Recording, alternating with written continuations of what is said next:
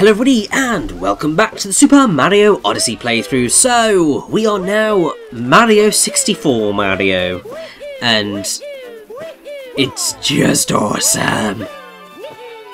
I remember when I saw this and I was just like, oh my god. Because it's sort of one of those things where you think, are they going to do it? And then they did it. And what's really cool is that obviously you have this low polygon Mario, which, I mean, he is still low polygon, definitely in comparison to modern day Mario, but he's got a few more polygons than he did back in the day. Because I was just watching some footage of Super Mario 64 the other day, for some reason, I can't remember why. Oh yes, I was watching one of the science videos on game theory, which is about how Mario flies with a wing cap. And looking at that, like, you could see the kind of juts in between the different parts of Mario's body in that game. Obviously, you couldn't necessarily see it very well on original CRTVs because they weren't built for that level of detail. But you could on, like, high-def stuff. So, yeah, obviously this is still a better model than we had in Super Mario 64, or the original, but it's still pretty awesome. And it's also awesome because while it's much simpler shading, there's still more shading on there than you got in the original Mario 64, because obviously you've got all of the way the lighting works in this game. And obviously the whole thing with Mario getting wet remains the same, and getting dirty and that all works the same, and it's just awesome and I love it. And also I really love this particular area because obviously we come in here and it's a perfect replica of the courtyard in Peach's Castle in Mario 64, right down to the 2D trees that kind of follow around as you move. Obviously, it's the only reason why. Well, it's the reason you're only allowed to come in here if you've got the Super Mario 64 cap and suit, because like, seriously, just look at it. This would look weird if you were actual Mario. I mean, the Jinjos here look slightly out of place in this particular situation. And oh, please just die. Oh, for the love of God, please die. I didn't mean me, but that answers the problem as well. So, obviously the whole thing with this is, if you look at one of the Power Stars, I think it's in Jolly Roger Bay, where you have to go through the chests in the right order. That's basically what happens here. You're probably not, well, you're not going to know which one is right until you have messed it up at least once, and then you'll figure out your order and then you're pretty fine. But I just love that there's the Mario 64 suit reference, there's Peach's courtyard reference within that, and then there's two other original Mario 64 Power Star references within that. And it's just like, once again, attention to detail. It's perfect. And does just make me feel insanely happy. What are you saying, Toad? Ooh, picture match. Let's go up and see what that's all about, eh?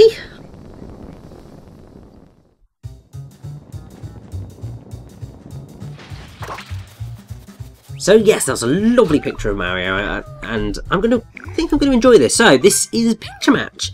It's a minigame that you can play in two locations. One's here, one is in the Cloud Kingdom, and basically that face looks right, but they're going to get rid of that face, and we have to replicate it. So it's a case of facial recognition and making sure you get the right pieces and put them down in the right location. Now, I don't find this to be that hard. And if you... I mean, I don't know, I might actually try it. There is a harder version of this, because it's slightly difficult in the sense of the facial features disappear once you have put them in.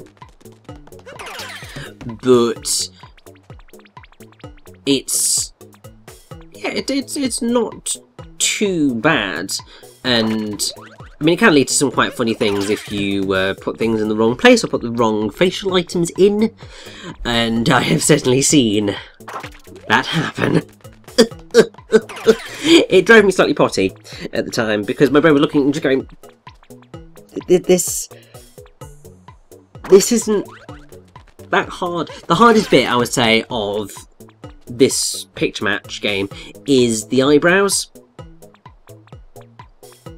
because they're the one bit of Mario's face that I don't ever pay that much attention to.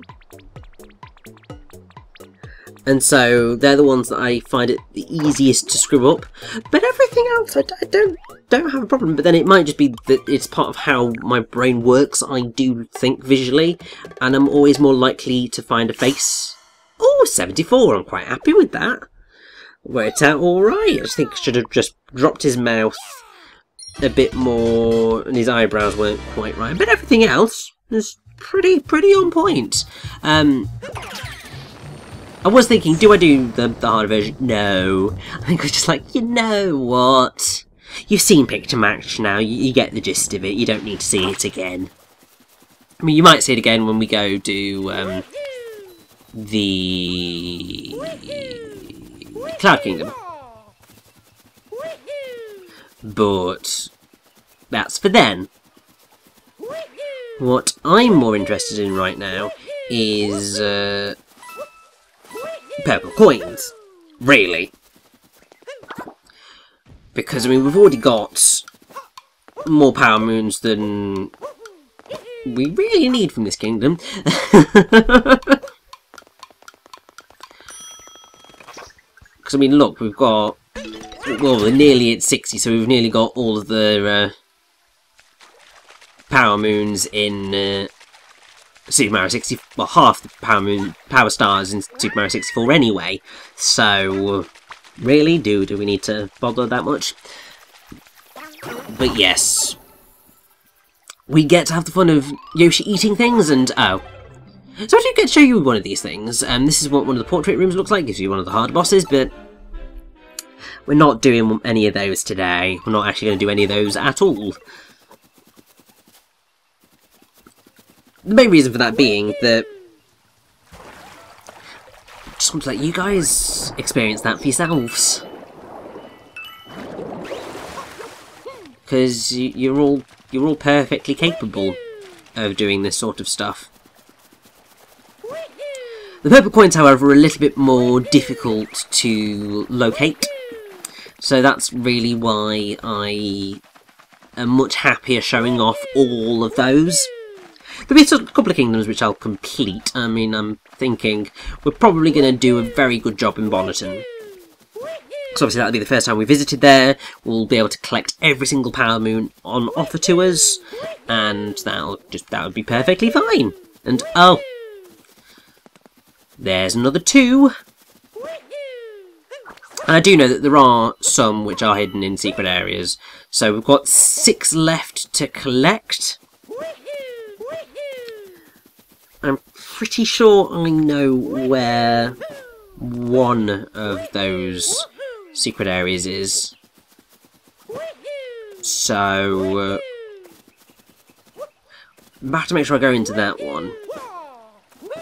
But I know that obviously I just wanted to make like 100% sure that I had explored everything that I possibly could have done before I went to those, because thinking, are they going to be hidden in areas where I think they are? I think I've covered all my bases, because we are only missing 6 at this point. But yes, this is easily one of the most difficult moons in the game. Easily, without a doubt. Because it's played entirely in 2D, and you have a background that moves. and if you end up falling out of said background, you will go to 3D and you will drop off the face of it. If you do it in that first section, there is a safety net, so you will be fine. But if you do it any point after that, yeah, you dead. You very, very, very, very, very dead.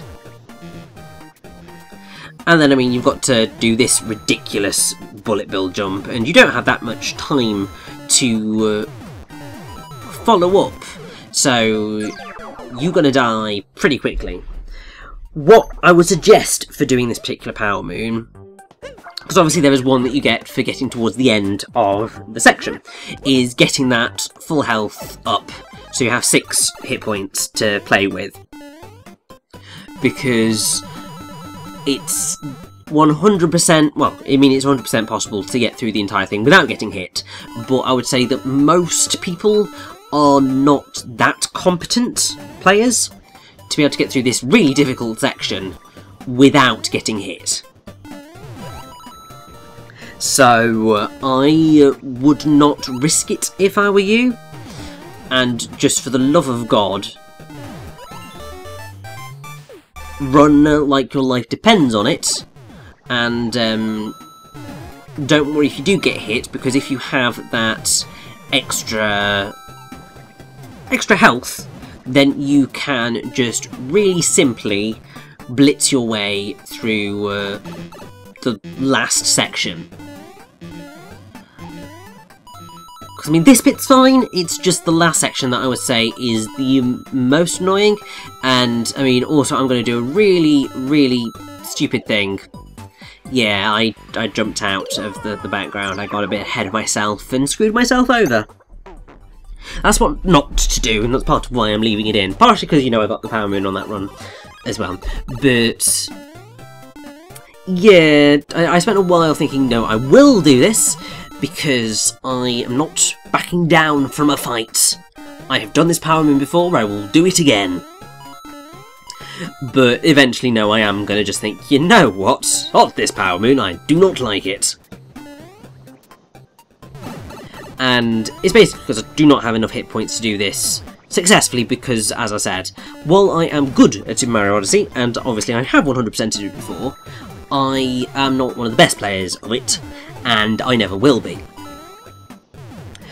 So I need that extra life to be able to successfully make it through this entire moon. Because, yeah, I'm just really bad. I mean, part of it is not actually my fault, because part of it is entirely related to what we're about to face, actually. Because up until this point, it's pretty fine, because you're dealing with regular physics. But then we get to this area, and you're dealing with weird gravity and circular platforms. Now, one thing that anybody who has played this game will notice is that the jumping physics are really, really, really strange when you are running around a circle like this. So, it's really, really difficult, and I got so close, so insanely close, because if I had just managed to keep pushing forward, I would have cleared that and I would have beaten the bloody moon.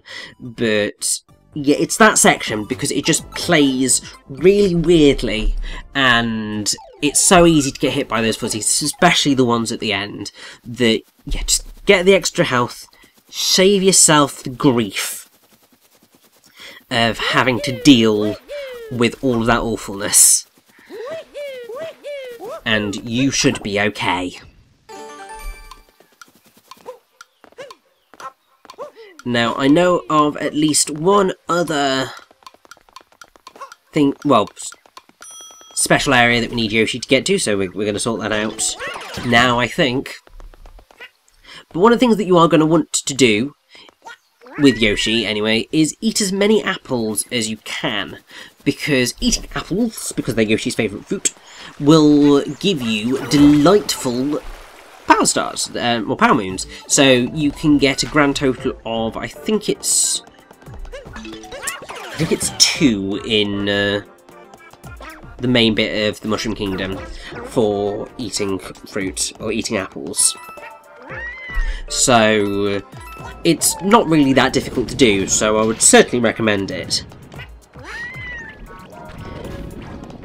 In here, I believe it's...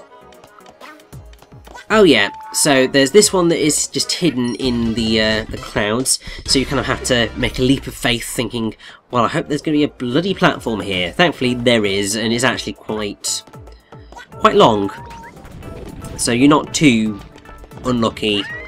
Well, you don't have to jump too far in order to get it. The other one you get for eating all of these fruits. And thankfully Yoshi's tongue does extend quite far. Obviously you can extend it further if you use the Joy-Con. You can also get these, I think, just by running into them, which is quite nice, but part of me just prefers just jumping and grabbing them, so then I don't have to worry about that sort of stuff.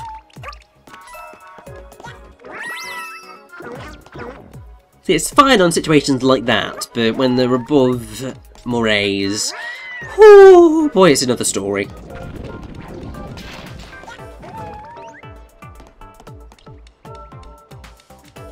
But thankfully we just have a couple more apples to get, and we get to use one of Yoshi's powers, which he's gained, is using his tongue to platform up things. Effectively, it is his own version of the wall jump, and it is beautiful and awesome, and is going to form probably one of my favourite parts of the final level that I'm going to show you guys.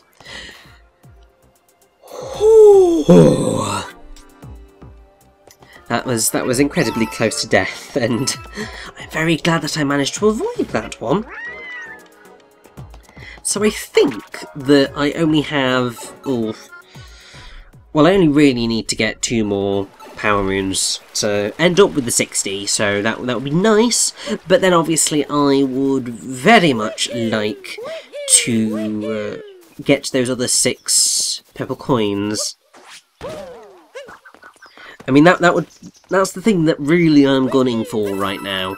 So my suspicion is for the rest of this part, because I know that we are going to get everything that I wanted to get done in the Mushroom Kingdom done in this part, because that's just the way I roll.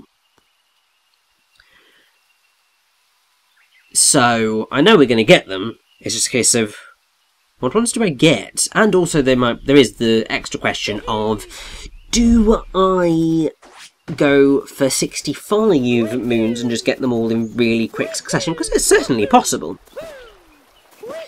Because there's one for driving that scooter. Well, basically what you do is you throw your cap onto the Scarecrow, and with your scooter you run very, very, very quickly to your goal.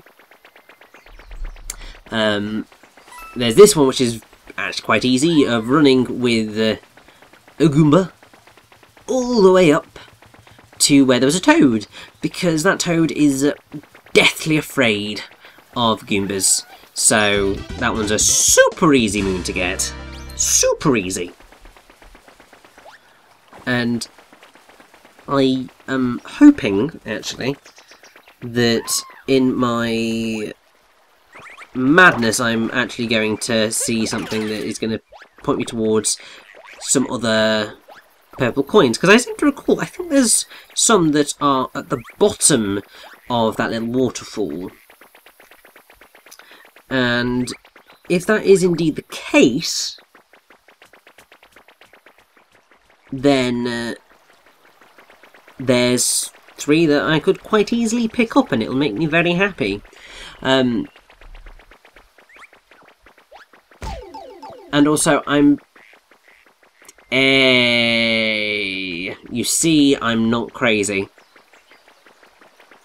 So, and oh good, we can pick them up as the Goomba Tower. That makes me even happier. Now, I think part of me was, I don't know whether I was thinking this or whether it's just now me thinking, oh god. You obviously need this tower of Goombas to pick up the beautiful Goombette and to make her incredibly happy, because this tower is as big as it needs to be to see her when you drop down. But obviously if the moat is filled, you can't get these Goomba down here, because they'll just poof out of existence, and that's just really sad. So you've got to make sure that the moat is clear, but part of me was thinking, oh, I've been to other areas since clearing the moat. Well, does that mean that it will have refilled? Thankfully, no. The moat will only refill if you go to another kingdom. So, it's not too horrendous. And, yeah, but what is now horrendous is I'm trying to find my final purple coins, and part of me thinks I might know where they are. And please tell me I am... yes. I hate it when they hide them off the edge of the map. Just because you don't think to look there, and it's just like for... it's really irritating, but it is fine, because we've now gotten all of the purple coins in the Mushroom Kingdom, and that means that, well, seeing as, you know, we've got 60 moons that we can cash in, that'll take us up to 465 moons in total, which means that we only need 35 moons until we can get to that ultimate final level. So we get to go on a nice hop, skip and a jump around the world, picking up a few moons here and there that are fun, and just generally having a great time. Obviously there are a lot more moons that I could very, very, very easily get if I wanted to. I think part of me was thinking, let's just have a look at the achievement shrooms to just see if there are any that I could go and pick up now if I wanted to. And I think I'm quite lucky in that there isn't. I think. Oh no, I could get wearing it perfect, but obviously that would completely throw off my numbers, so probably not going to do that one. At least I hope I don't do that one, because that would be daft. And I think I would probably cry if I ended up going over my nice round number. So please just do the smart thing past me, please. And oh, thank God. So let's throw all 60 of our power moons, we're going to be here for a little while. Yeah, so yeah, all 60 of the power moons into the Odyssey, which takes us up to a grand total of 465. And let's leap into the Odyssey, because the Odyssey has now powered up and we can get to some fun stuff. We're able to get to this a long time ago, because you only need 250 power moons to do this, but we can get to the dark side of the moon. And I think... oh, I think we'll do that right now, to be honest. So, let's go to the dark side. Yeah.